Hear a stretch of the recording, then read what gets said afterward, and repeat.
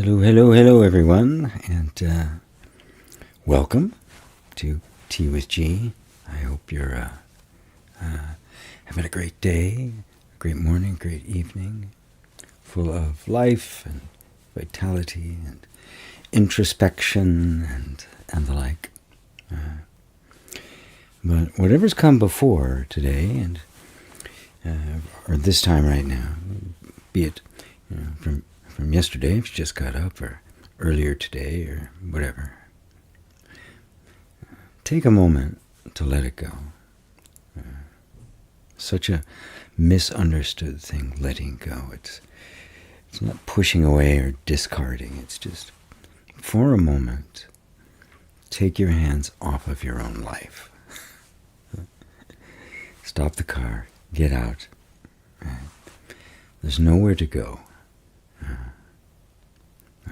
There is no journey to here.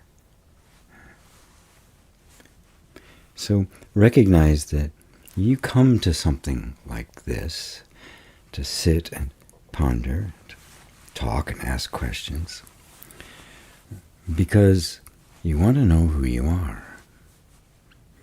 Now it's true that mixed up in that ambition, that deep desire to know who you are, there are all sorts of beliefs and assumptions and misconceptions and the like.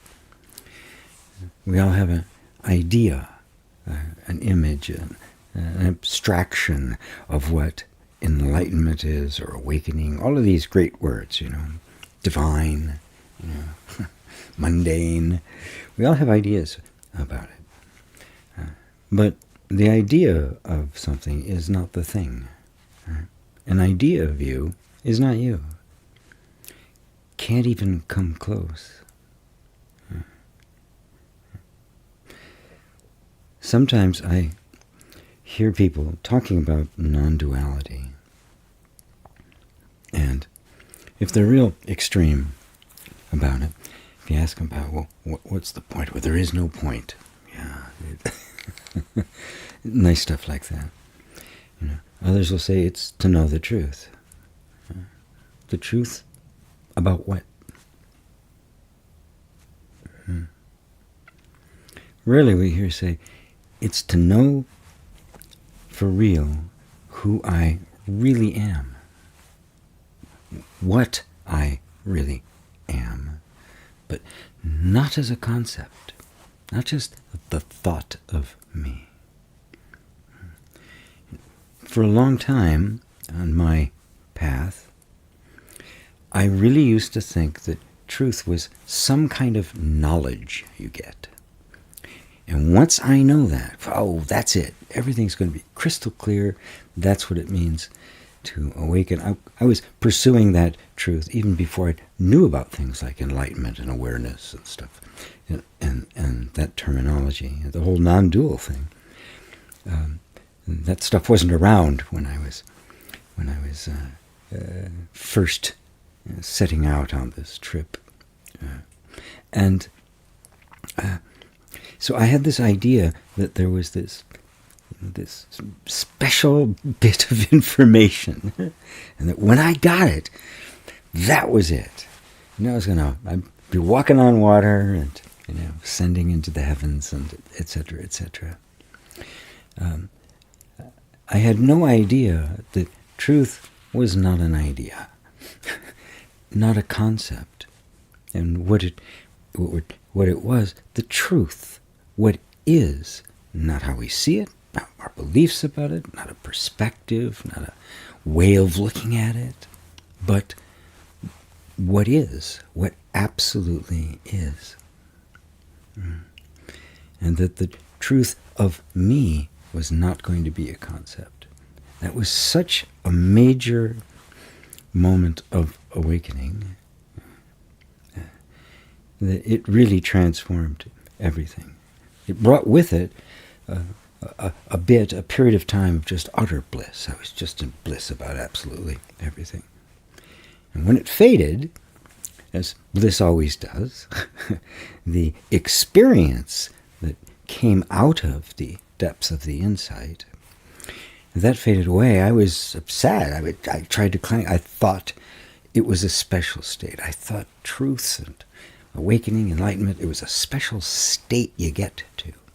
Okay? And, I kept pursuing that, right, for at least a year, maybe even more, trying to get that back. And it was a year, maybe even two later, before I slowed down enough to look and find everything about me had been transformed. My whole view of everything had been transformed. I wasn't seeing things in the same way. I wasn't acting the same way. There was a wisdom there that I didn't even know was happening because I was so fixated on what this other remnant of what this was supposed to be like, that I just completely overlooked what was happening and what was actually happening, which was this sense of fluidity, a sense of a flow. That the way I was looking at things, I was not looking for something as a hard fact. I was seeing everything flow in this world as relative in relationship to everything else. And truth was simply what is. What everything's flowing around. What is seeing all of the flow. In other words, you.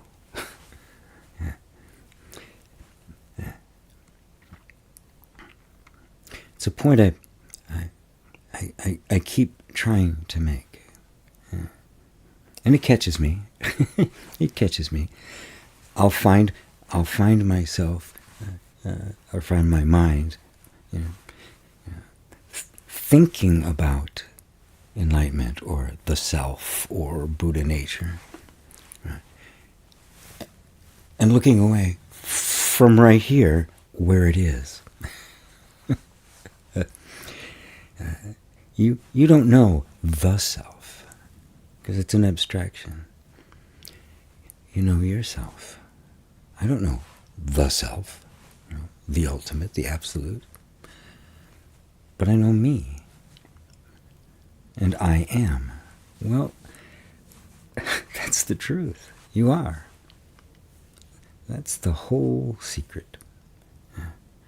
You are the self.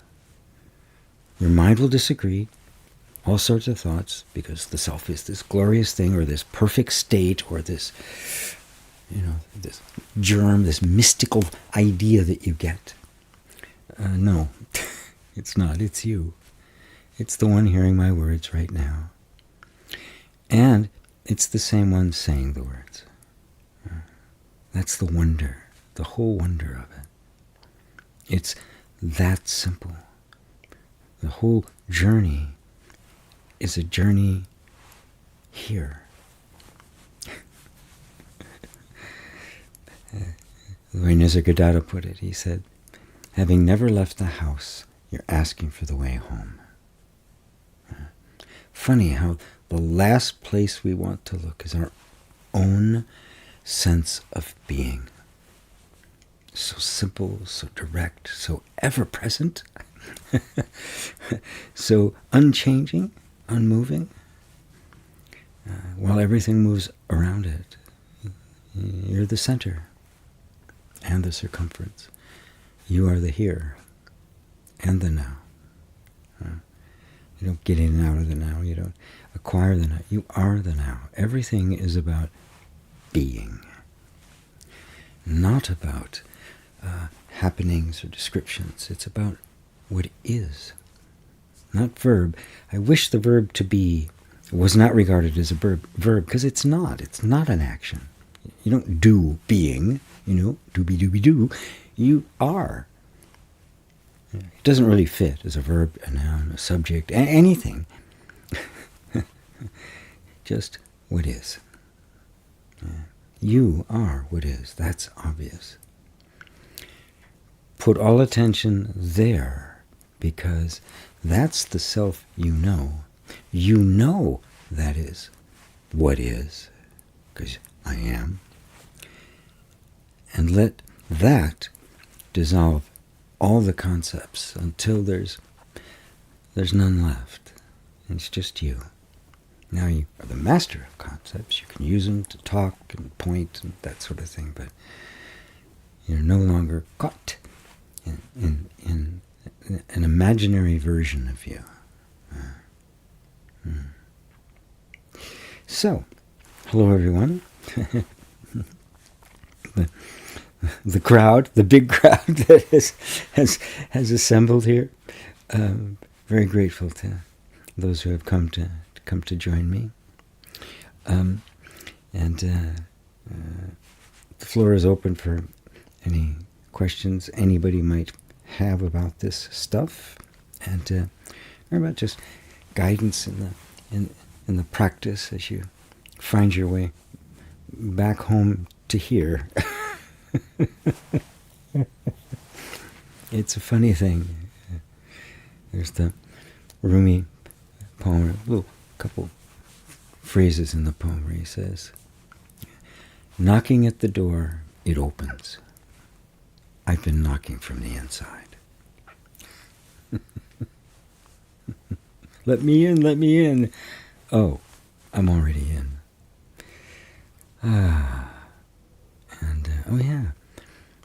Feliz Navidad. Merry Christmas to those who celebrate Christmas. Happy Hanukkah for those who celebrate Hanukkah. Ramadan, Kwanzaa, Buddha's Enlightenment Day. It's also celebrated around now. Happy New Year. All the stuff. It's amazing. I completely forget about these things. That's right. Christmas is coming up. Wow. Yeah. Yes. Yeah. My granddaughters are out of the country. They went with their mother back to Hong Kong, where my mother is from, and see their grandparents. And so with no kids running around, it's like, I lose track of things like that. Yeah. So, alrighty. Are there any questions today? Hello, Rosario. My buddy in Madrid, Papa Owl, which is Jay. Hi, G and everyone. Don't know if you wanted to cover Barb's question here or if you wanted it to over on WhatsApp. Yeah, I would like to hear too, says Christina as she jumps in. I made a video of that yesterday. I made several videos yesterday, actually, after the class. Couldn't stop, just kept going. And I'll have it edited and up there probably today. I'll let you know, Christina, so you can let everybody know. Because I wanted to go into it a little bit more in depth. And since the question was posted in a private forum, I feel like I should answer it on the private forum and not the public forum, although there's not a lot of public here. Yes. Roberto! Feliz Navidad to everyone, also from Madrid. Elaine and David, yay. Hi, guys. Greetings, Feliz Navidad. Yeah, happy everything. Just happy everything. Yeah. The Christmas story is such a fun, it's a beautiful myth.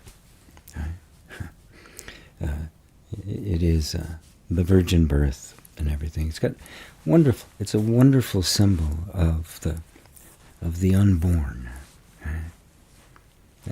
It's a strange question or a strange phrase because you don't hear it that often. Benki was a Zen master. It was that's how we always explained it, as the unborn. And doesn't that qualify truth? If it's truth, it's always true. It's never not true. It can't start up one day and be true, and then end some other time. So it's what is unborn. It just is. This is unfathomable for our minds. Right? So it's the kind of thing when you contemplate such a thing, which is what the virgin birth as an image represents. the birth of the reality of you, the appearance of the reality of you. It's like an awakening. Right? But the truth is unborn. Contemplate that. Something doesn't become true. Our beliefs about things, relative stuff, it's true that I'm sitting here in a half hour, it'll be true that or an hour, true, however long. I won't be sitting here. I won't be, the camera will not be on, the microphone will not be on. Those are the relative truths that are, that's everyday stuff, but, everything we experience being relative, it has to, somewhere there has to be something that isn't relative to something else. There has to be a ground zero, the singularity, as they like to say in cosmology. What is that? Nothing can come from nothing. Not even God can say, let there be light, unless that light is in the nature of God herself. Space. So many interesting things you can look at. It's just our approach to religion and truth and God and spirituality, because the personal God exists in space. So he didn't create space, or was he just really crowded and decided to make some room for himself? When in this timeless void, it's everything had to have come from what is, including the space. Everything, all objects came not as an act of, I'm making this. A little cobbler, making shoes or something, but emanating from that non-spatial, non-local, dimensionless, timeless, what is.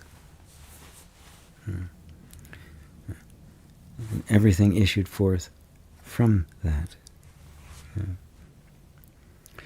It says in the Avadut Gita, I think it's a Ribu Gita, something I've pondered a lot of late, actually. I, as pure self, exist alone and always. There is no thought of non-self other. Oh, this is something so worth contemplating. I wish you would all get yourself a copy of the Ribu Gita and the Avadut Gita. There's my two favorites. They go back and forth between them. Because it is just this crystal clear, pure language. I as pure self. I as person, my everyday kind of stuff, does not exist alone or always. Very coming and going. Matter of fact, this is constantly changing. I'm not the same person I was yesterday. It's in constant flux. But I, as pure self, the essence of me, you, everyone, exist. You are what is. This is what it's trying to point out. That I is not somebody up there talking. It's that voice in you. I. The I. The I am you know. The I am you call yourself. That as pure self, which is your true nature, exist alone and always. What is. There is no thought of non-self other.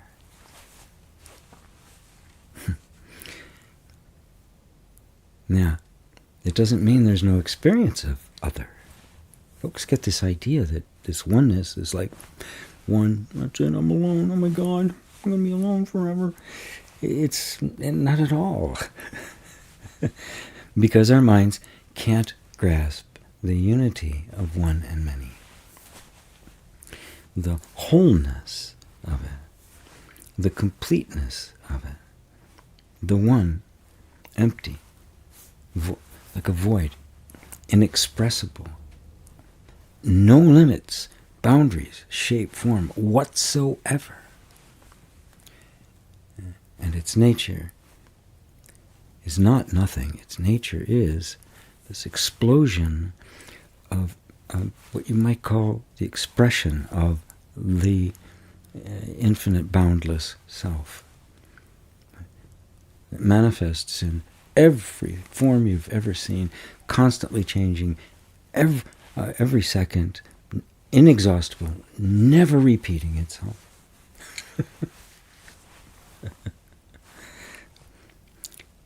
But knowing itself as the forms that appear, empty in their nature, just like the self. Not a different self appears, and the self doesn't get confined in its own manifestation, but it's also not at odds with its own manifestation. The idea of God as creator being disappointed with his own creation, weird, and blaming it on what was created, it's just foolishness. This God is at war with its own creation. How weird. I think there was some religious conference and some Shintoism or something in Japan or China. Was listening to a Christian talk about things, and afterwards he went up to him and they had a little conversation. He says, God against man, God against nature, nature against God, nature against man, God against man. Very funny religion. everything at odds, and that kind of undercurrent of belief that's pervasive, we take it in, and it influences us, so that we're at war with ourselves all the time, self-critical, judgment, mental, and beating ourselves, thinking if we beat ourselves enough, punish ourselves enough, then we'll be good, according to some standard that I never signed up for and never agreed to. All of the myths around special characters that appear, the enlightened folks, all the stories around them, over time they become mythological. They get all sorts of stuff added onto them. So the virgin birth was a myth,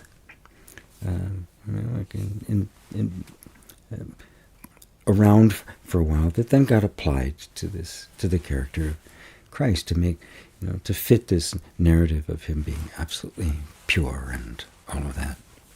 Yeah, the pure holy man that turned water into wine. Not grape juice, no, to wine for the party. Yes, wonderful. But Buddha had a weird birth. What was it? Padmasambhava, who brought Buddhism up to Tibet. He was born. He appeared in a big lily. A lotus, and when he was born, he was 10. He was 10 years old. Another virgin birth. Yeah. In fact, it's very funny. There's letters that were written by the conquerors of South America, back to the kings and the Pope and all of that, saying that the devil must have visited this place like 500 years ago or something, and pretended to be Christ, because they have these stories about a virgin birth and this character who did these things. And because it's not the historicity that gives them the power, it's how they speak to our hearts, how they touch us. Because what they're really talking about is the truth of you, the I am, the what is. In language that's metaphorical, it's, as far as I can tell, it's only really in India where you have this stuff discussed not in a mythological or a story format, but in just very, very crisp, very the language of Sanskrit seems to have been developed because of that, to give expression to these things directly. So you'll hear, not a story about some god doing something or a virgin birth, you'll hear something like in the Bhagavad Gita, I, as pure self, exist alone and always. About as direct as you can get. So, are there any questions for me today? Because I don't feel like just rambling on. If nobody has anything on their hearts they would like to look at and contemplate. The contemplation of you. Right? Remember, you are the object of your contemplation. Not a thought, not an idea, not what is enlightenment. Right? But what is this extraordinary sense of our own existence? I am. That alone will take you all the way. It did for Nisargadatta. That was his whole practice.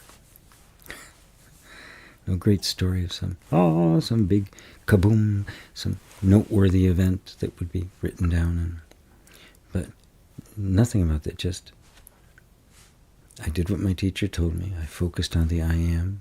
I gave no reality to existence anything other than myself. Pondered it, puzzled over it, chewed over it. And he said, in a relatively short time, I realized myself. No theatrics, no special effects. Well, I'm actually beginning to wonder if anybody's here. Or if I've gone offline or something. I see people coming and going, so, well. I'll give everyone a moment.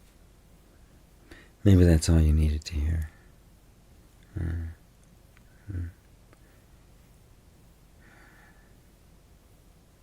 All right, then.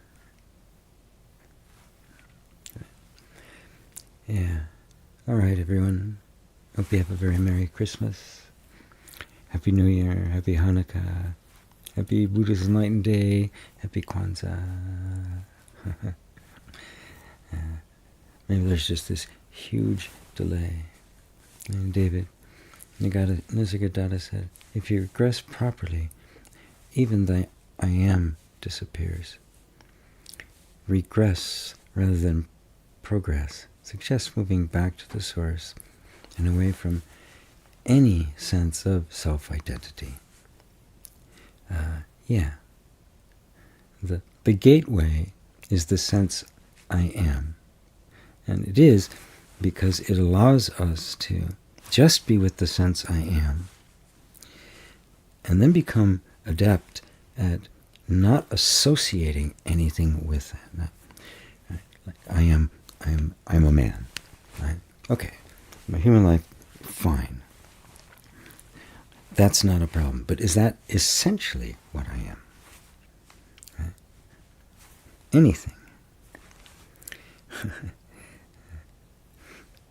What if I take away all the attributes that I associate with me?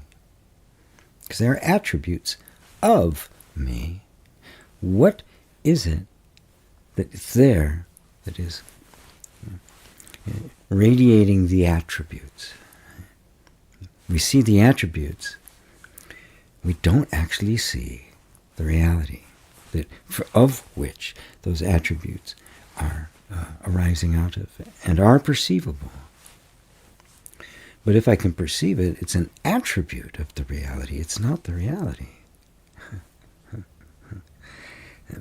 This is how you can focus on I am, not the attributes of me, but that which is emanating those attributes. That's what I am.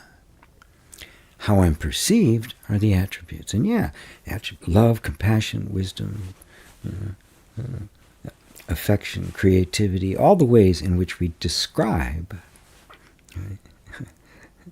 And then get some picture in our minds of that's what you are. Right? But wait a minute. I'm only seeing the attributes. And we then identify with the attributes of us until you're fortunate in your life to run into the truth. Somebody who asks you, okay, but what is it that's emanating these attributes? And you realize you can only perceive the attributes. You can't perceive that from which they're emanating. In other words, I can't see me. I am me. I can't perceive myself, though. I perceive my attributes of others, but I don't see them. And just focusing on the I am, just I am, right? Because that's there. It's pure. It's true. It's not referring to an attribute. It's referring to that which is, that is myself. I am. And all of the dependencies, the identification with what is in fact just emanation, begin to just fall away till it's just the pure I am, which is then recognized to be the first emanation out of which all the rest came. And that too, while the most subtle of all, is a subtle attribute of beingness, you might want to call it. The manifest beingness, and that you are the absolute, but can't be conceived, can't be perceived, can't be known. It's just what you are. And even beyond words like limitless and infinite and timeless, and those are all also just attributes. The great unknowable. And the more you approach it, the more the mind kind of goes, whoa, whoa, because it is unknowable. Your mind's useless here.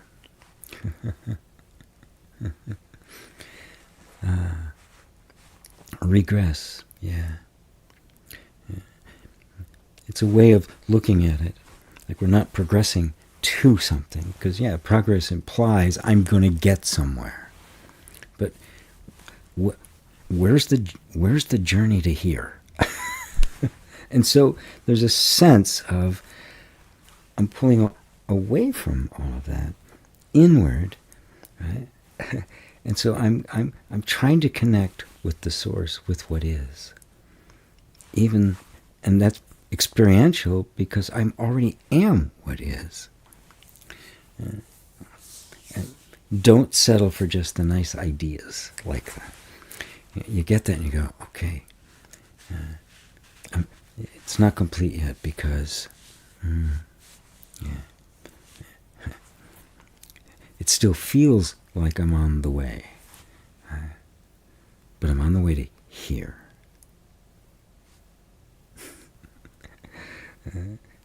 When you get to this point, your level of maturity, Elaine and David, it's just this. It's just this continuing to focus in that place where there's nothing there, enduring the stuff, the heat, all the stuff that comes up, because identity does not want to let go of a form. That's Maya. It wants to be something, someone, anything, anyone, just a form. Give me a form. I can't function without a form. Correct.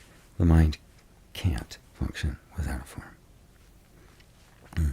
But the mind is nothing but one of those attributes arising out of the formless. But even form and formless fall away, because it is form and it is not form. It's completely outside the realm of all human categorization and research. You are completely outside of anything that can be grasped or known. So they call it self-realization. Not a concept. Papa-ow. What do you got to say there, buddy? Hey, G, I have a question about these periods of times when I feel like I have a hard time breathing combined with anxiety. It's probably an old pattern that pops up, and I don't think there's anything specific that triggers it. Well, your ongoing, if you look at it from the perspective of emotional healing, there must be some kind of an event, right, that would trigger it, of course. Something has to trigger it because it's reactive. It's a reactive pattern. Yeah. But being on this path as you are, the events that trigger it will be anything you are doing that is undermining the fixedness of the sense of I, the sense of identity. When you see the I, try to look at the I, my sense I am, rather than my persona and attributes. The very powerful sense of I want to be someone will be triggered.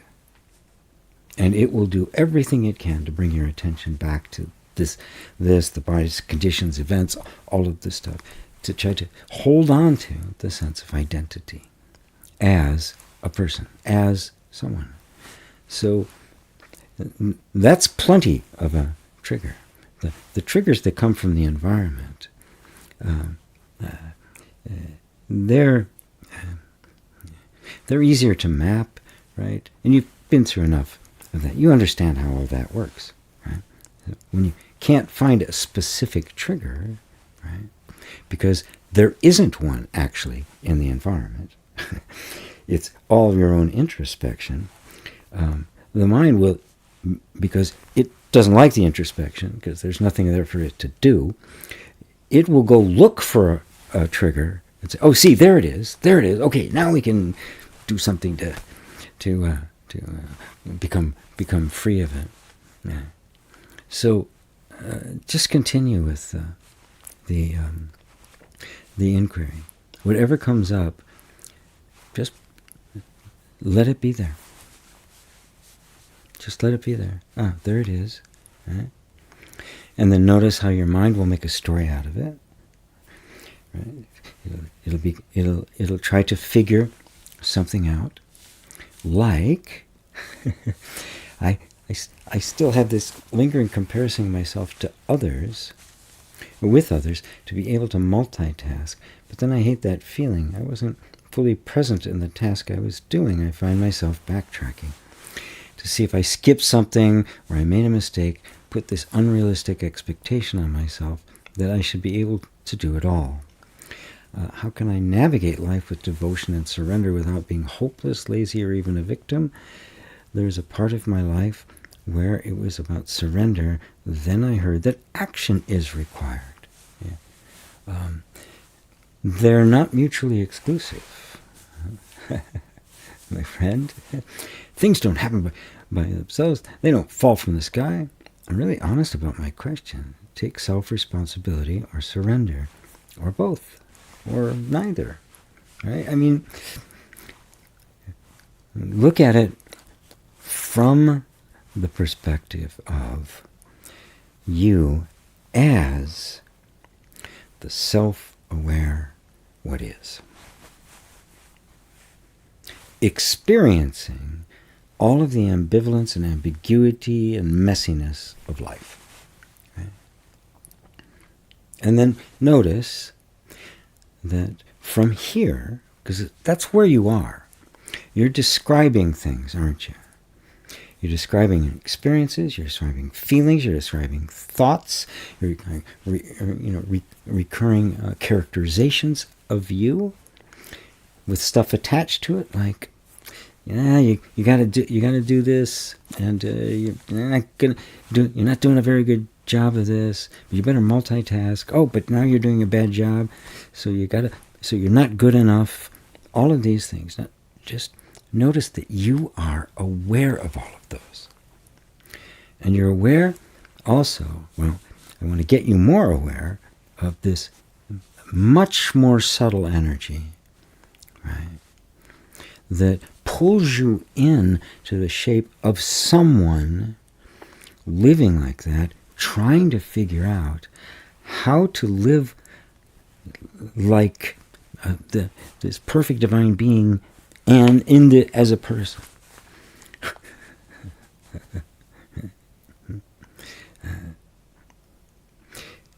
The answer is things happen by themselves. No one is doing anything. Now, the mind will take that and go, oh, I can just sit here. No. What it means is everything you do is not being done by this separate person. It is being done by the self. Action and inaction, interactions, reactions are all happening as the manifestation of the self. They're not being done by a person. So it's not it's doing without a doer.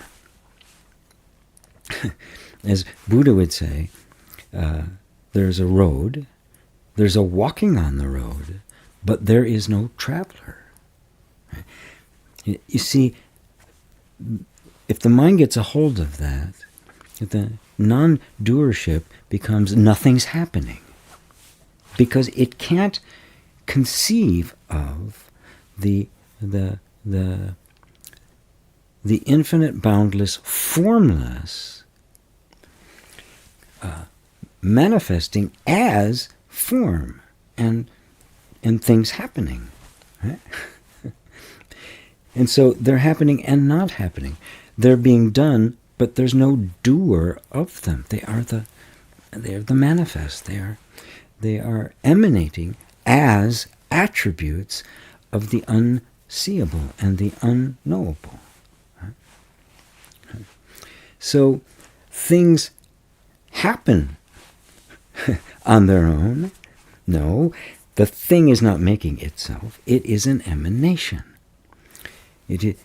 But that from which it is arising is not a person, an individual, separate being, entity that is doing. And there's no doer. We're trying to imagine this belief about a separate being doing something, not doing something, and wondering why nothing's happening. Shouldn't think there's something be happening. Remember, there's the reality of you, the self, the absolute, the beingness, the true you, right? That you just are. It's what's hearing my words right now. And then there's the experience that you are having, the forms, the attributes that are emanating from you, right? The great illusion is that form is an entity in and of itself, self-acting. The attributes are themselves the being rather than something emanating from the being.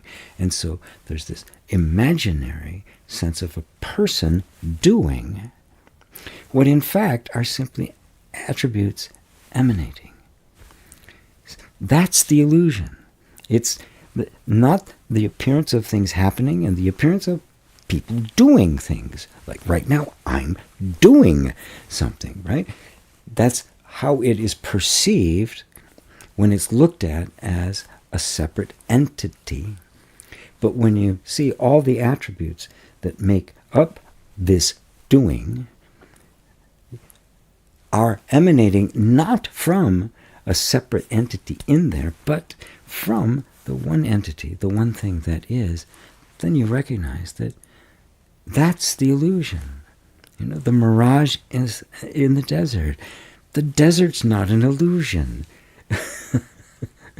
In fact, the illusion needed the desert to be an illusion. The illusion is giving a reality, a real independent existence to that which is just an appearance. Like someone who sees Jesus in their toast. Oh, it's the Lord. He's answered my prayer, because they imagine seeing a face in their toast. But there's no face in the toast. It's projection of the mind. It's an illusion.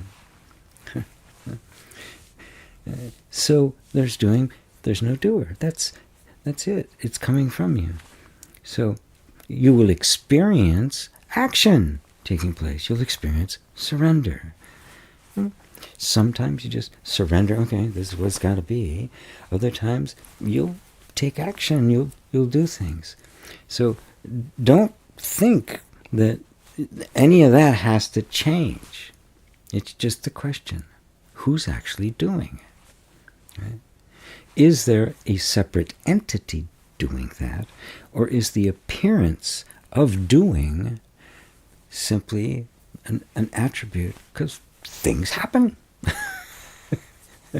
And of course, we have for thousands of years been trying to figure out, why do things happen? Right? And the mistake we make is that we keep looking at other things that have happened to try to find how this one happened. Right? Oh, but this one and this, and this infinite regression of one thing causing another. And that's Shiva's wheel just keeps spinning.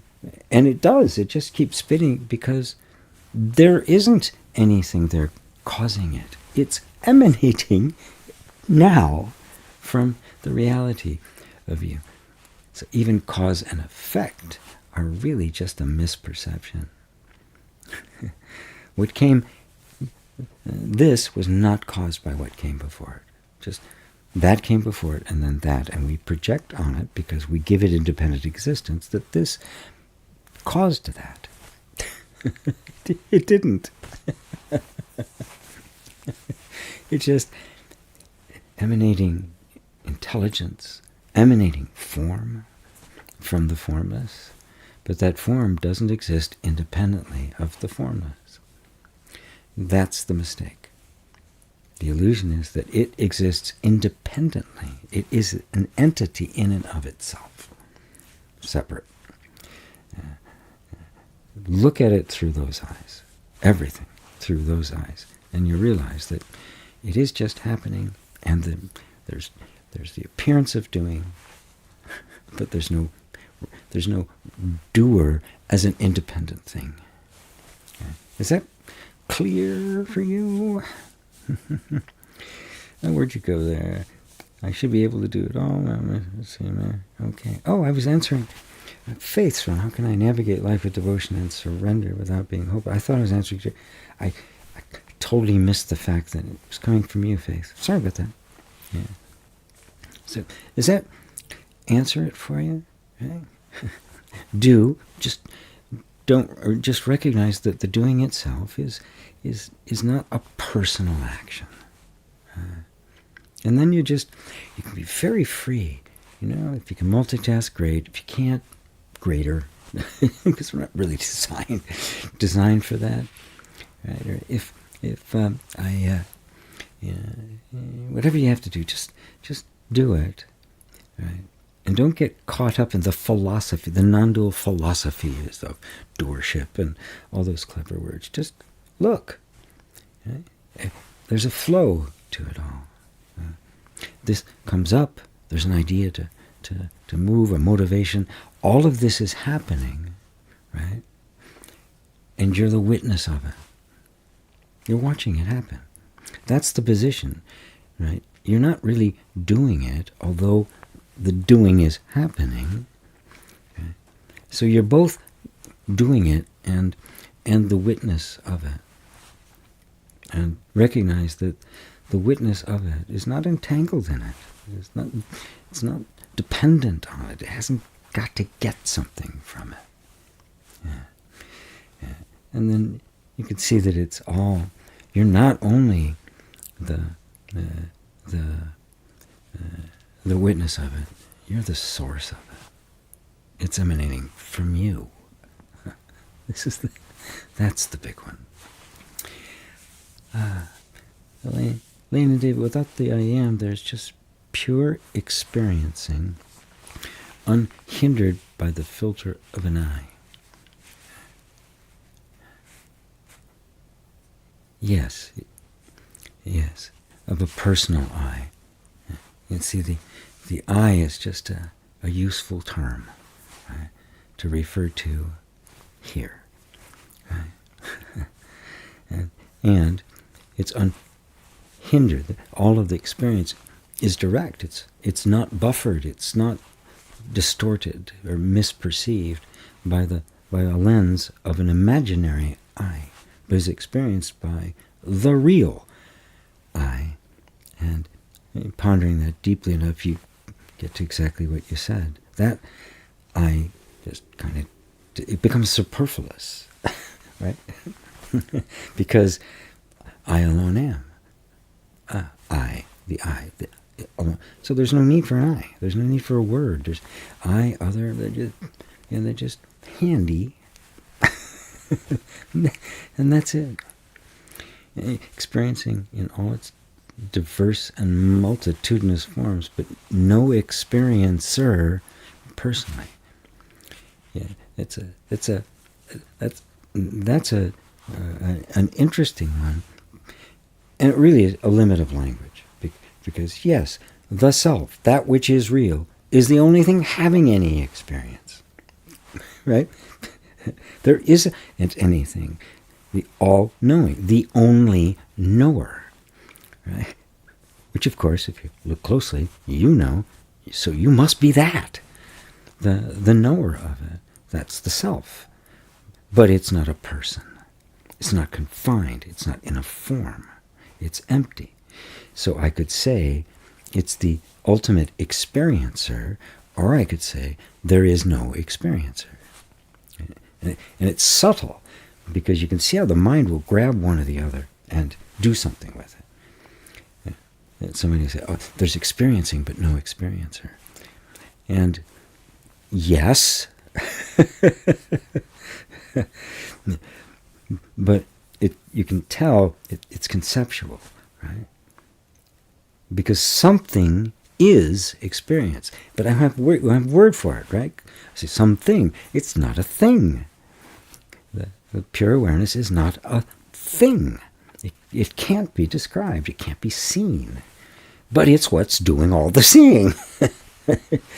Even the seeing is being seen by this. Even the act of seeing, the act of experiencing.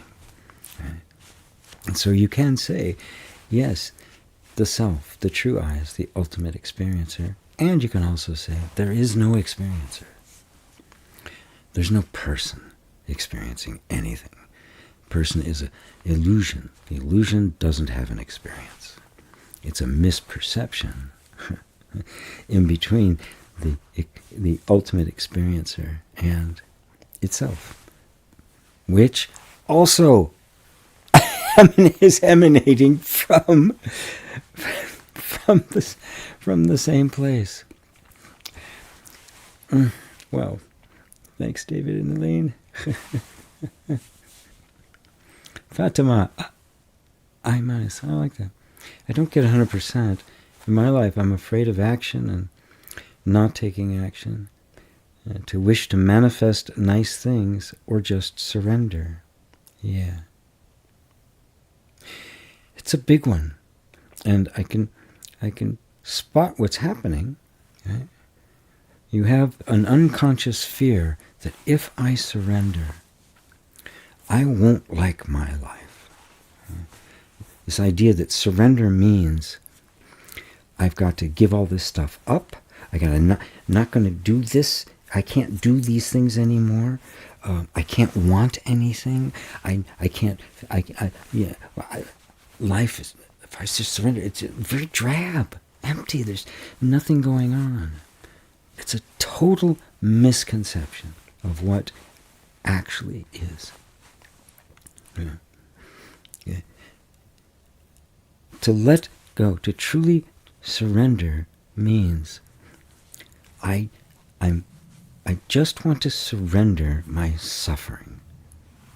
That you'll go with, right? And all that requires of us is the willingness to surrender what's creating my suffering. Whatever it is. If I'm suffering, then there's a cause to that suffering, right? Now, if I was aware of what was actually making me suffer, I'd abandon it in a heartbeat. Whenever we see, oh my God, that's really hurting, I'm not going to do that anymore. I'm not going to go there anymore. If we really see it, that is creating suffering. All right. I can let that go. Of course you can. The thing is that the things that are causing our suffering we're not really aware of. We're not aware of the things we're holding on to that aren't going to serve us. Truth never asks you to surrender to a bland, uninteresting, uninviting, crappy life. How in the world could the realization of the self and the truth end up being this horribly boring experience? That can't be right. That just can't be right. It's like, oh, I know who I am now. Oh, God, I'm bored. What do I do now? Have another margarita. Read a magazine. Maybe I'll get on Netflix. I mean, really, just look for a second. It's got to be satisfying. The truth has to be satisfying, right?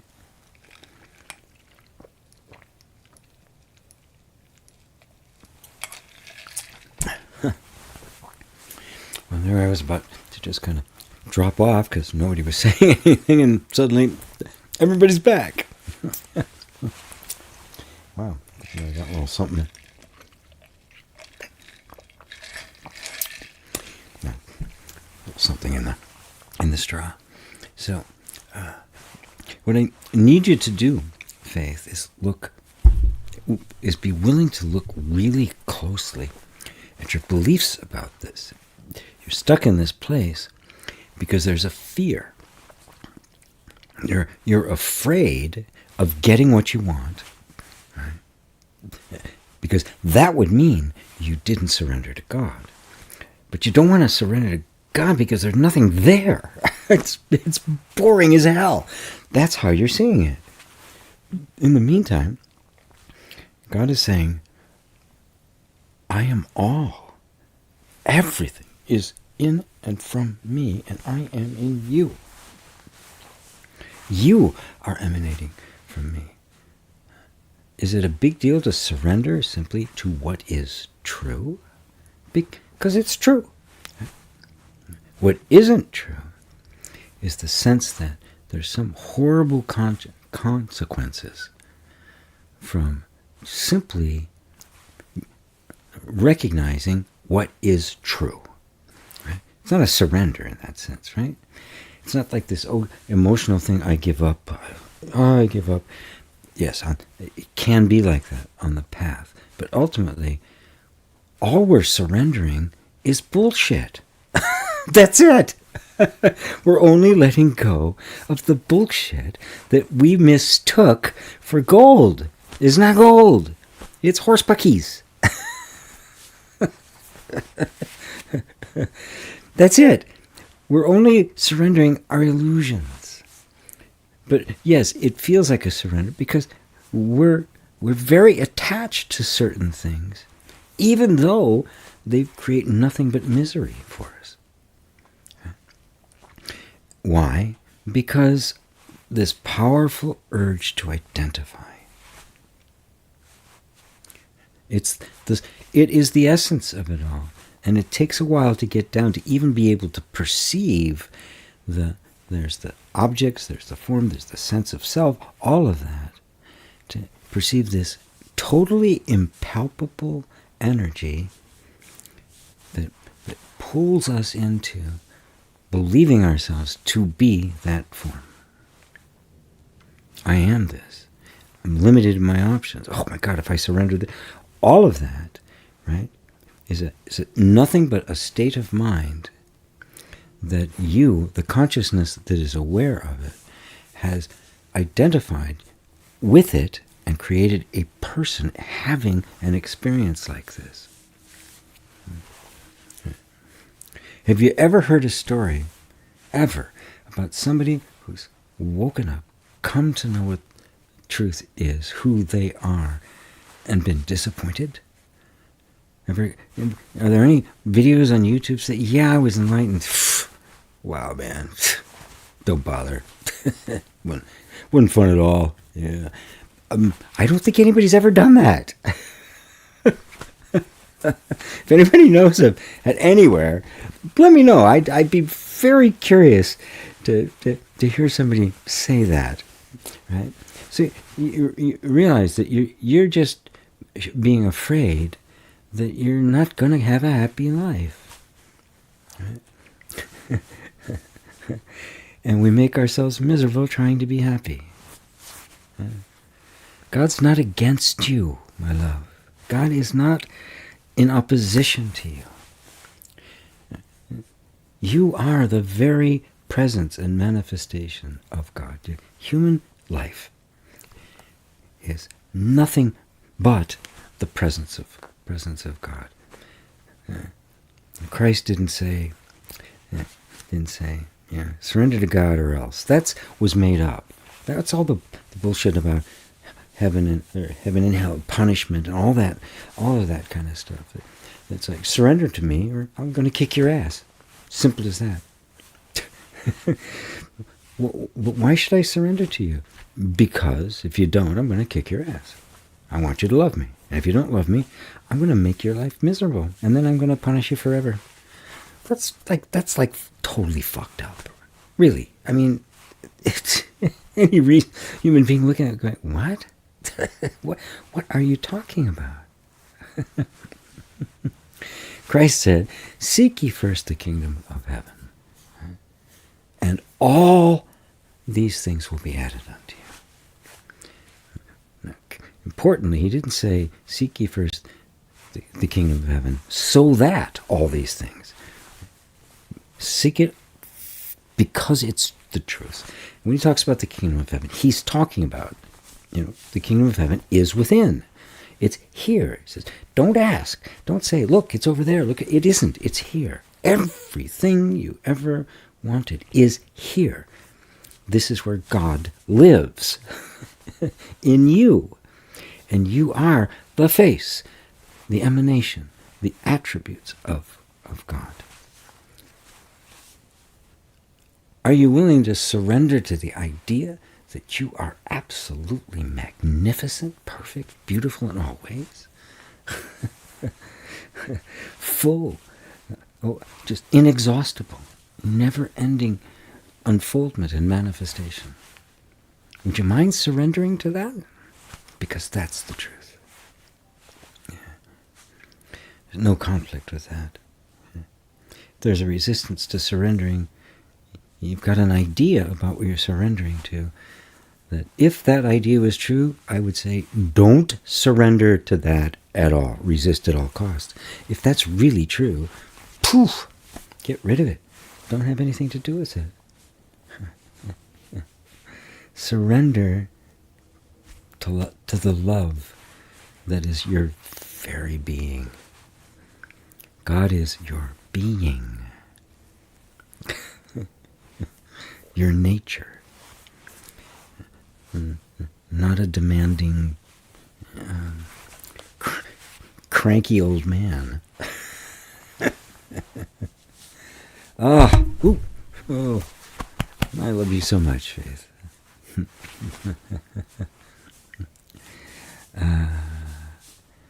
Yes, yeah.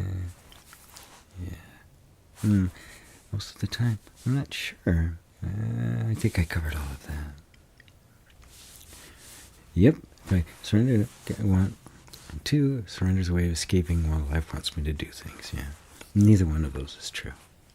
Neither one of those is true. So take a stand. Right? When those thoughts come, they're not true.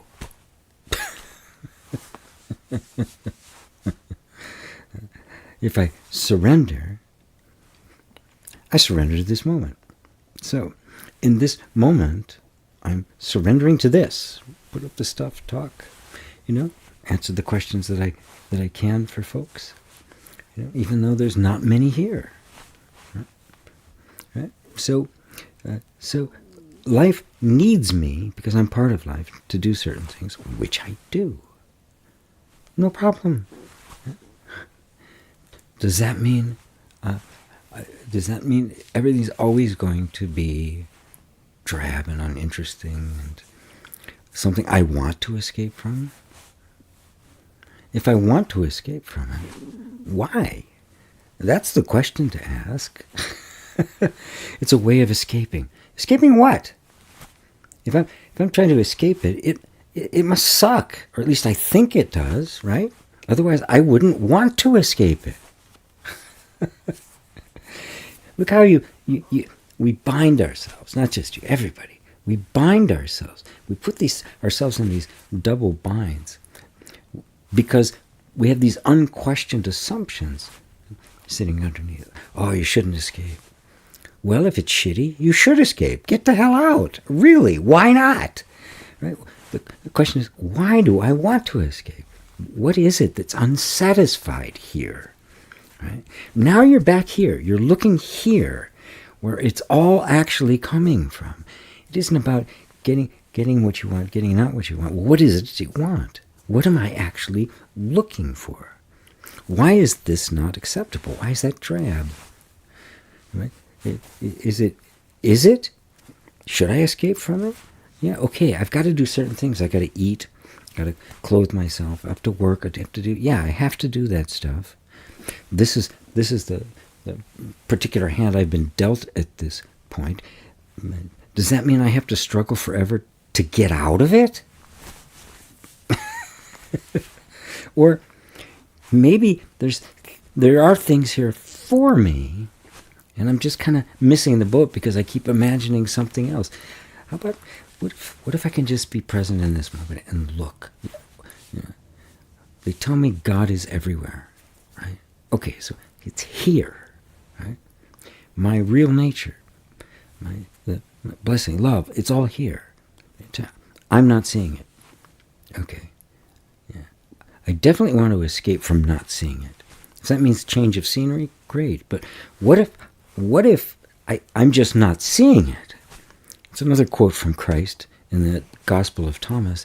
He said this. He said the kingdom of heaven is spread upon the earth, but the people don't see it.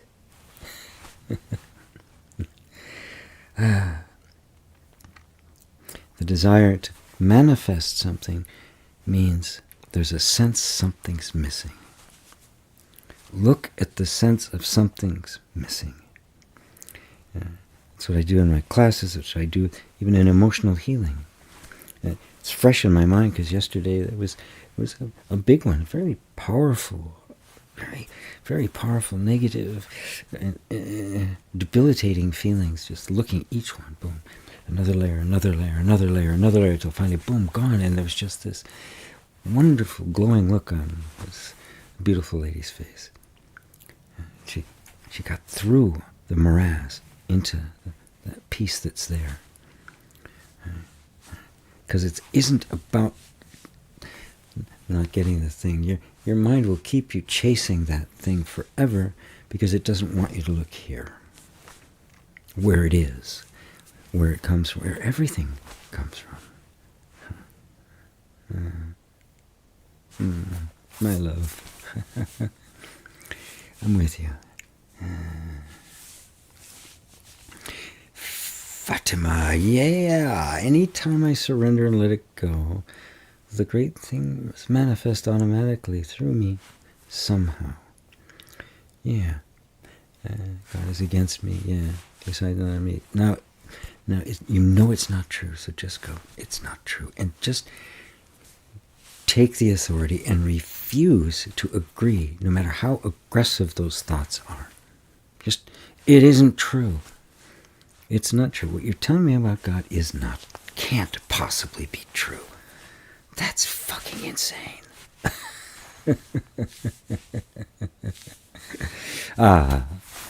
Oh, I love Fast with Faith. Great. Wonderful. Yeah. Yes. Because everything is a manifestation of the self. When you recognize you are the self, everything is the manifestation of that. And guess what? Everything looks beautiful. Nothing is missing. Nothing. Yeah. That was all imaginary. Papa Owl! Something that came to mind from yesterday's conversation was how people like Nisargadatta Maharaj and Ramana had a simple life. Ramana seemed like he had the same daily routine till the day he died. Yes, he did. So did Nisargadatta. Every day. He'd have bhajans in the morning. Yeah. He'd have satsang in the afternoon. Take a walk. Yeah, very simple. Very simple. This isn't complicated, guys. It really isn't. It just takes the willingness to contemplate. Not think about, but probe. What does it mean to be? I exist. I mean, science, the wonderfulness of it, right? What are they trying to do? I mean, the elite scientists, the ones running the linear accelerator and putting together the James Webb telescope, trying to find what? Trying to find what actually is. Right? Not the appearance. They recognize everything is made of something smaller. Right? So what appears as this body is actually a whole bunch of stuff, none of which is a body. And those are made of smaller and smaller. What actually is? Because without these little tiny bitty particles, there's no body up here. There's no form. Solid objects up here. The imaginary solid objects without certain kinds of relationships and stuff going on. Okay, this is an appearance of that. This is an appearance of that. And on they go. What actually exists? Right? Something has to be. It all can't just be an illusion. Something's got to be there to have the illusion, right? That's been this penetrating thing that gave birth to what we're talking about now, as well as science, which is simply the sense of a separate self looking outward, thinking the answer is out there. I'm going to look at all these things and get closer and closer, completely ignoring the fact that what's looking at them is. What's looking at them is what is. It's what actually is the unborn. It's you are what they're looking for. They don't realize they're what they're looking for. You are what is. Ponder that. You're not an appearance of something else. Right? The body is. Form is. Life experiences are. Yes, they are. And so you could say, I am the manifestation of that. I am the embodiment of that. I am God known. Right? But then, put all of that aside. That too is appearance and manifestation. Manifestation of what? What is. And what is? Well, I am. holy shit, I am what is. It'll send some tremors through the system, which just, wants to just be a form, right? And it'll be, what is? And then you begin to notice that it's a form, it's an appearance, it's changing, it's made up of something else. What is isn't made up of something else. It's not divisible, it's not reducible, it doesn't occupy space and time. It creates space and time. It's even beyond any ideas of existing and not existing. But it's what is. Not existence as a form, but it just is. I just am. Contemplate it like that. Not like, okay, I am, now what? Wait a minute, what do I mean by I? I'm saying I am that, but I'm looking at that. I can't be that. Where did that come from? Where did I come from? Where did the sense I come from? Did it come from anywhere? Or has it always been unborn? That's me? This is the contemplation.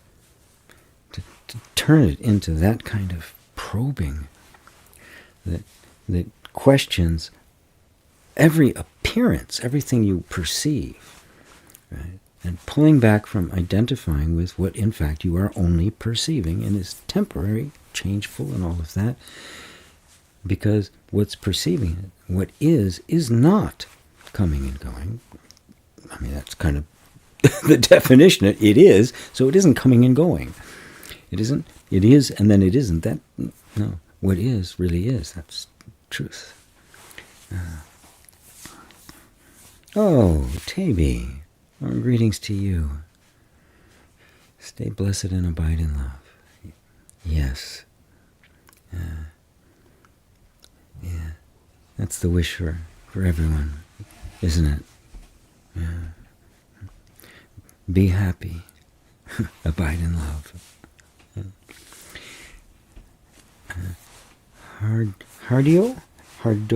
Hardoyo? Hi G, do we simply have to observe the inner tyrant which seems to want to sabotage being happy or at peace? It seems like it has all the control. Yeah, very good observation.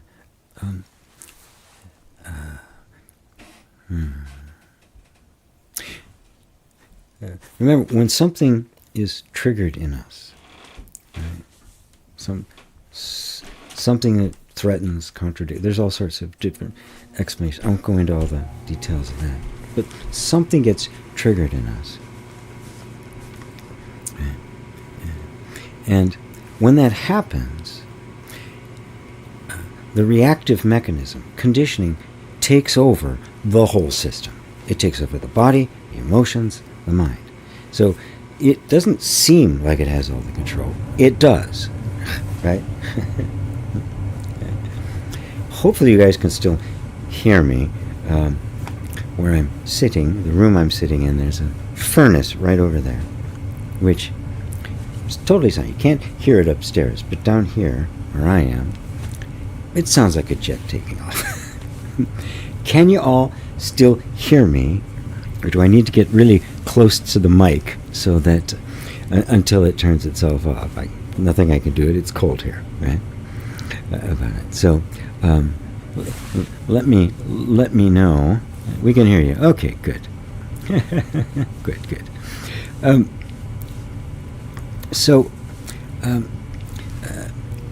Yeah, you recognize that conditioning is taken over, which is nature of the body. I mean, that's what it's about, right? It has reacted to a perceived threat, and so it is taking over so to make sure that your thinking doesn't get in the way of it needing to do what it needs to do. That's what conditioning is. Every living creature has that.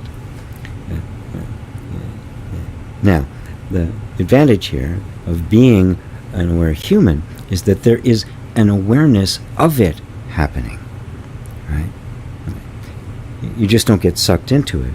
Well, when enough awakening has taken place that you can recognize that there is a consciousness here now that is witnessing this, right? And you can recognize it. It's the inner tyrant. Now you could probably remember a time when it was just there and speaking, and you were so identified with who you were and the time, all this stuff going on, that you didn't notice that you were witnessing it. Now you can. You step back from it, like you said, and observe it. I can observe it now. Okay? But now, depending... This live stream is more about the non-dual than emotional healing. But depending on where you are personally, which I don't really know where you are in the growth, the approach may be more about emotional healing and understanding the mechanism of that. Because that, for many, if everyone so far, I've pretty much seen, not everyone, a few not, that the non-dual inquiry has become kind of stalled by some need of emotional healing. that many have mistaken the notion that, okay, I can just, that the inquiry is somehow going to get rid of all of the emotional problems, and it doesn't. Yeah, it can in rare cases, very rare cases. Mostly, some emotional healing has to take place, but when you step back and observe, right, going in the non-dual direction now. Notice, I see the inner tyrant, right? And it doesn't seem to. It wants to avoid something because it feels it's too dangerous for it to be had. And it can feel that happiness is too dangerous, because if I'm happy, I'm not alert, I'm not paying attention, the other shoe's going to drop and we're going to be in trouble. So no, don't get happy because it's dangerous. Now it seems weird to us at a conscious level, but that's the way the conditioning works, that's the way it was programmed. So it wants to avoid those things because it's associated danger with them. Now we can undo that through some emotional healing processes that I work with. But here you can also take a big step back, right, which you already have. I see this inner tyrant not just as a thought, but as a whole body experience. I'm experiencing this takeover, right? This hostile takeover of my happiness, right? Something in me that does not trust that. Okay, I see that. Since I am seeing it, I am perceiving it, it isn't actually what I am. Now, don't think that if I witness it, it's then just going to dissolve, right? Because there's something a little more subtle there that can take a minute to get to, and many have to have some emotional healing before we can even approach it. And that is, there's a sense of someone, of a person, who now sees the tyrant and wants to get out of it. How do I get rid of it? Right? Notice, that too can be observed. It's subtle, very subtle. It's more of an influence. It's not a real shape. Right? But it's now trying to have you identify with someone trying to get free of it. Now, you're witnessing it. It's not you. You don't have to get free of it. The sky doesn't have to get rid of the clouds to be the sky. It doesn't have to get rid of the rainstorms. Passes right through, doesn't touch. So notice where you're putting the sense of I. Okay, I'm aware of the tyrant. I'm aware of the whole body experience. I'm aware of this pull, to now get in a fist fight with it, right? Or dominate it, or even get free of it. I'm aware of all of that. Who am I? What is it that's aware of it? Now, the moment you do that, attention goes from the scuffle going on, the border skirmish, and turns around to here. When you do that, this will get louder to try to pull your attention back, because without your attention, it dies. It has no self in it. It has no actual source for anything in it. It has to get all its energy and potency from you, your belief in it and identification with it. So as you try to pull attention back, wait a minute, I'm seeing it. Who am I?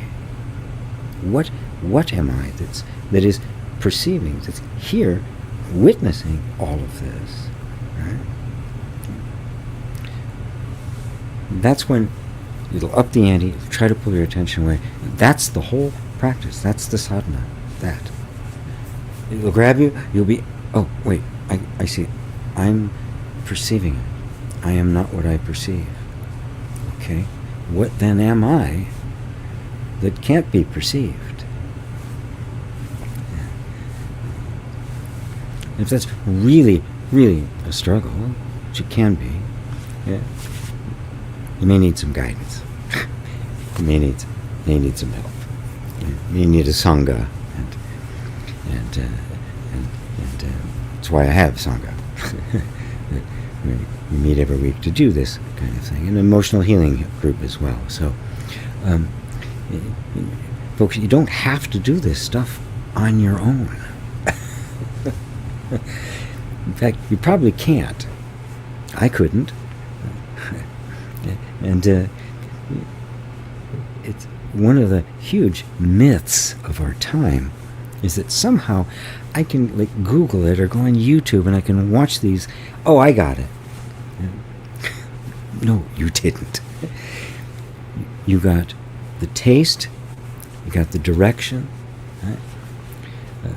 But the reality of this kind of thing means it requires such a shift in our perception and our context and the way we look at things and process information that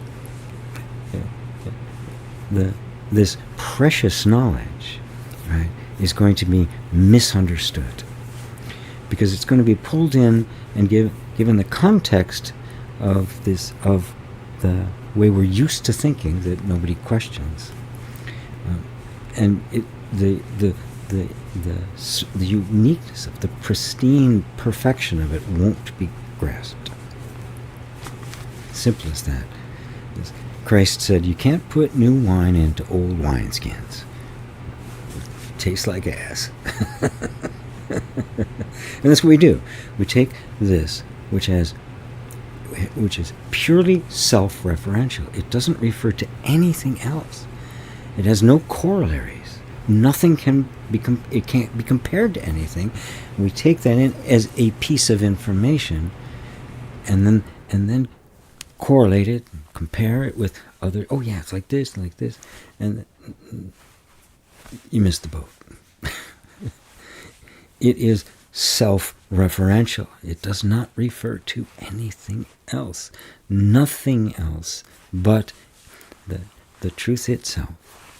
The non-dual reality. Nothing else can express it. It has to express itself. It is self-realization. So, I don't know how I got off on that, but yeah. Because I'm, now I remember. Right. Yes, I heard one person say it. The mind is like a dangerous neighborhood. You should never go there alone. Pray for me. I love you. I love you too, Faith. Papa, in the conversations we have, I get the message that something more exciting needs to happen in one's life. Otherwise, it isn't true freedom. Yes. We have all sorts of ideas of what it will look like, don't we?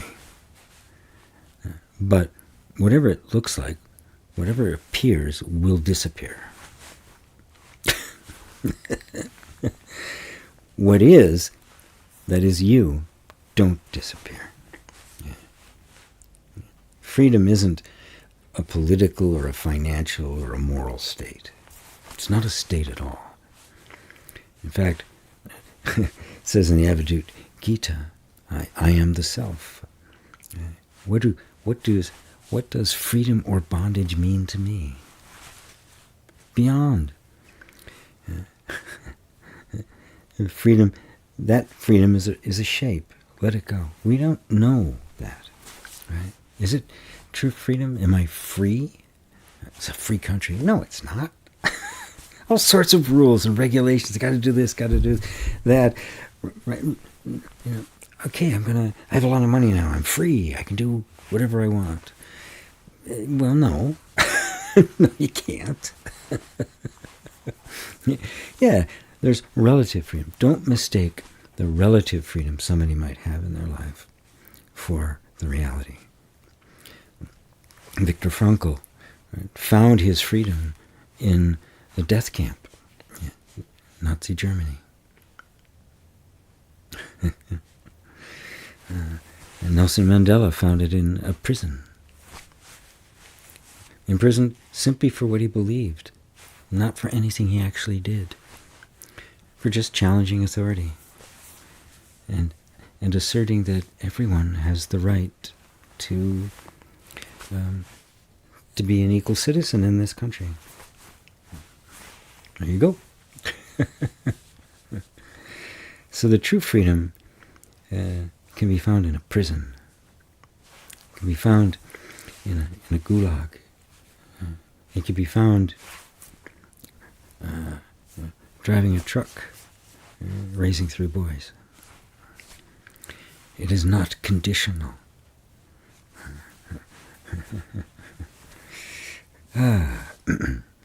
Hello there, KC. KC, not Jojo. We're clear about that, yeah. Patricia, hello love, good to see you.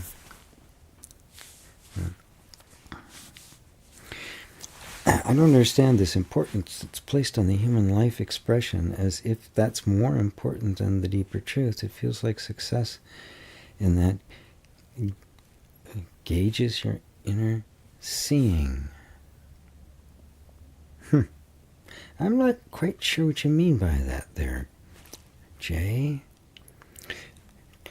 This importance, the importance that's placed on human life.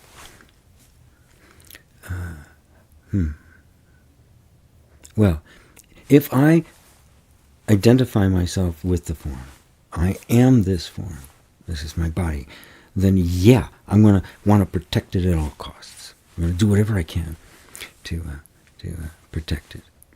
Feeling unsatisfied and all of that stuff.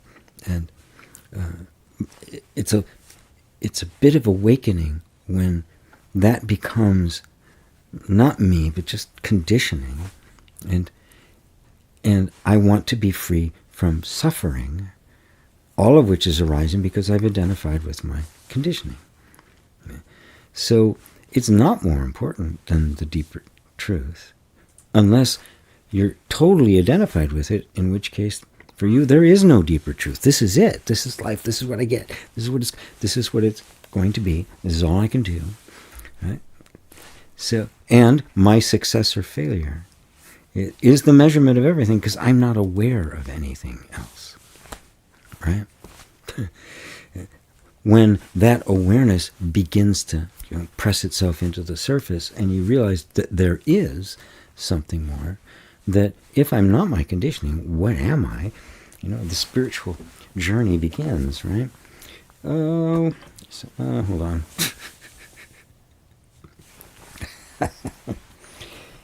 For some reason, Neptune just loves to come and bug me while I'm on the camera. Say hello to everybody. Hello. Hello. And rub himself up against the microphone and grab. He says, "It's time for me to have attention. Enough of that. Enough of that." Yeah. So, yes, notice that, and it's simply what is valued based on how deeply or how far someone is seen. That's it. That's what it's. Yeah.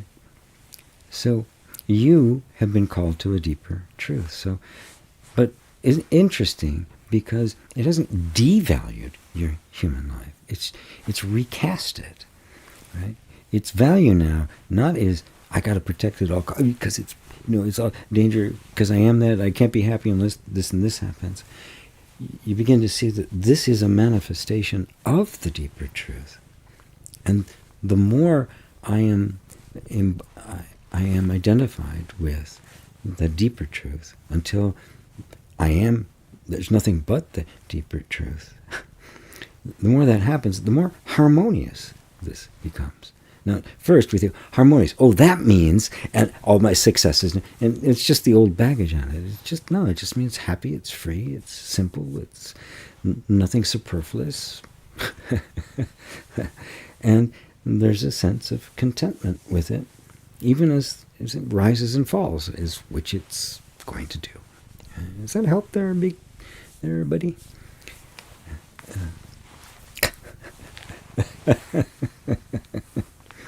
Trying to keep him from stepping on something. During my class yesterday, he stepped on something and turned the camera off. Disconnected from the camera. All right, where are we here? It's Marie. Oh, Marie. I'll just stick with that. Infinite thanks, GP, for your generosity, how you offer us loving wisdom, love, and all of your beautiful soul. How lucky we are to be here listening to truth. Yeah. I don't mean that like listening to me, listening to truth. How fortunate, how auspicious that somehow in this lifetime we're not only getting to hear this, but it's hitting home. It's turned us around. It's bringing us back home. And we're consciously participating in it. Just the sheer awe of grace. Yeah. Because when you're in the darkness can't find its way out of darkness. Some light has to come. At first, that light seems like it's coming from somewhere else, or right? So maybe coming from a person or something. And little by little, you see that it's manifesting as a person or something like that. But that's not where it's originating. It's actually originating from you. All the teacher is doing is pointing you back to you. The teacher is just kind of a supporting actor in your movie. You're the centerpiece. Because all of this is for you. It's the benevolence of grace. All of this is for you. For me, for everyone here. In a sense, you could say, somehow I've managed to earn, become qualified for awakening. It's already earned, it's like a checklist or something. But in our experience of walking the path of awakening, there does seem to be that we experience moments of choice to choose to walk this, even though you don't even know where it's going. Because something in you just feels truthful, loving, benevolent. It's not out to get me. Of course, that's all coming from grace as the light expands.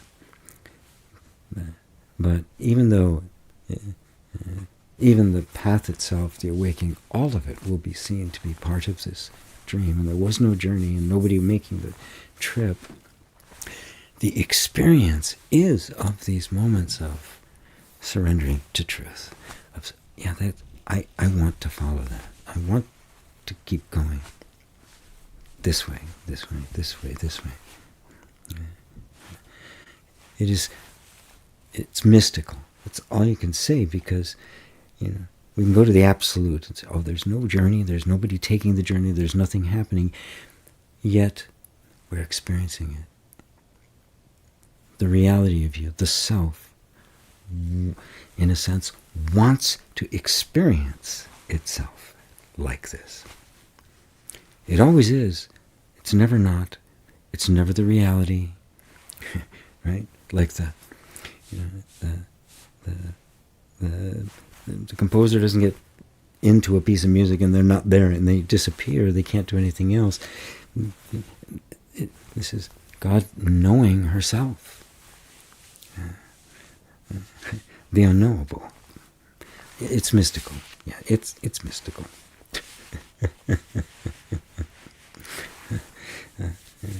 So, yes, you're experiencing. You are the truth. I think Balyani put it. He says the message is he. The sender of the message is he.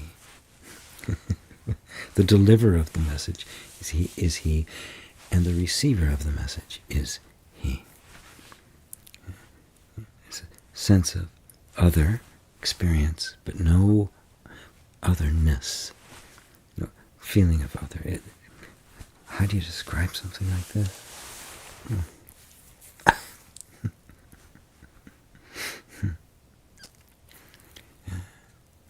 We identify with someone who's trying to get back to the truth.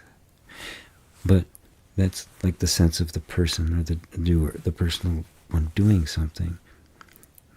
But in fact, the only one there is, the only self that exists, the only being that is sentient, conscious, the only consciousness there is the ultimate absolute reality of the self, experiencing itself as someone who's forgotten who they are and is now coming back home.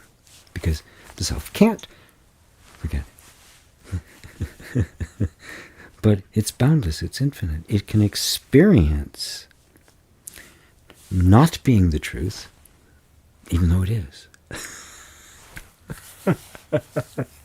You are literally the absolute, experiencing as if you were a person on the path. That's what you wake up to, which means that this experience shouldn't be just dismissed as an illusion. It's all an illusion, yes. But what a beautiful one. Really. What an absolute miracle. So you can really honor your human life, right? As does the love out of which it has emanated, and at the same time recognize that it is just a dream, an experience being had that passes like all other experiences. I like that one. Jay, like the expression, human life is given more preference than the inquiry. It's like, okay, I see I'm awareness, but now, that's yeah. At first it'd be, okay, I'm awareness, so now what? Which means it's just awareness, just another idea. Okay? Emotional healing is being used more for outer success than assisting in diving deeper to the true essence of oneself. Yeah, it is. Non-duality is used for more success, or more success, just a different kind, right? Condescending, right? Oh, I know more about. Oh, I know, it's all an illusion. You're stuck in your illusion, stupid idiot. Yeah.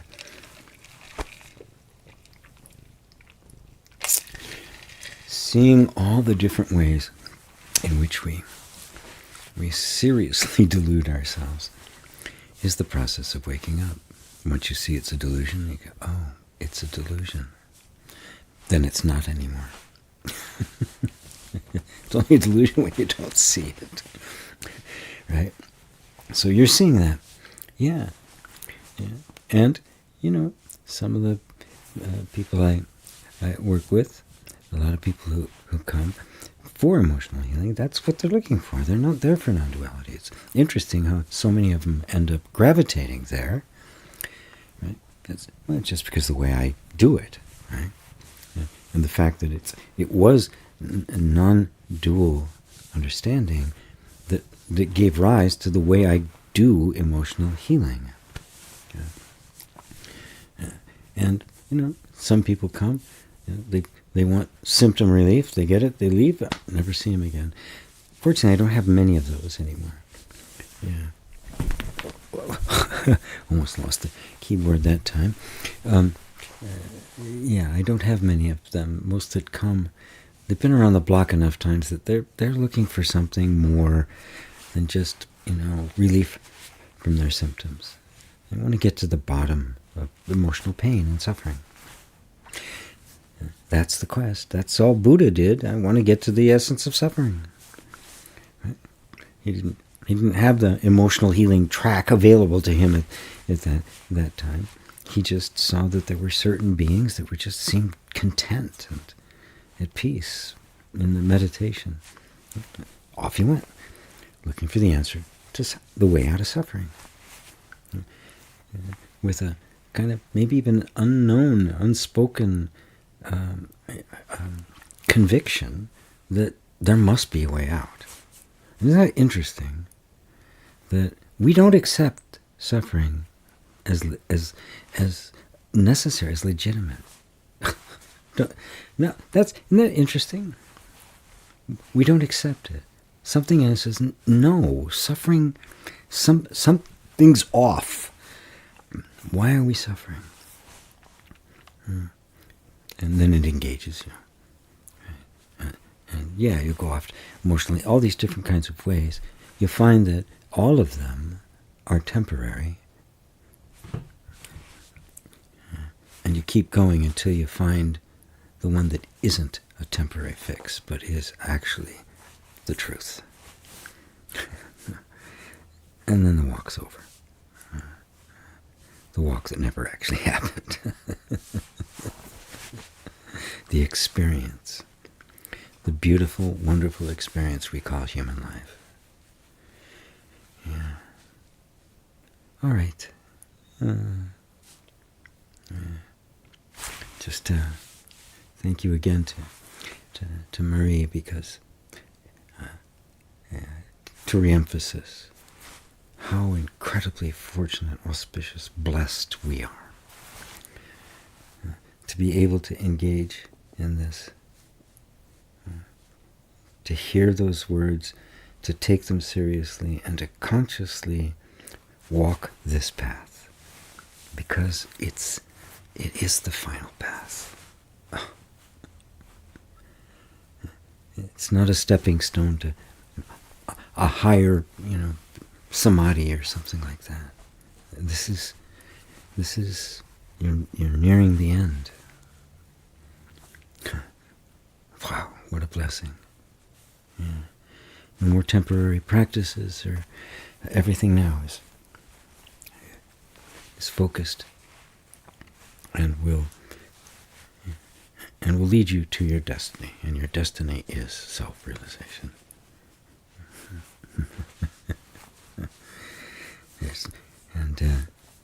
There's no way back, and you know it. Right? Yeah. All right, everybody. Oops, I moved too quickly. Wonderful to see you all. Have happy holidays, and I'll be here next week. Of course, in my classes and the like. So I see you all. Love you.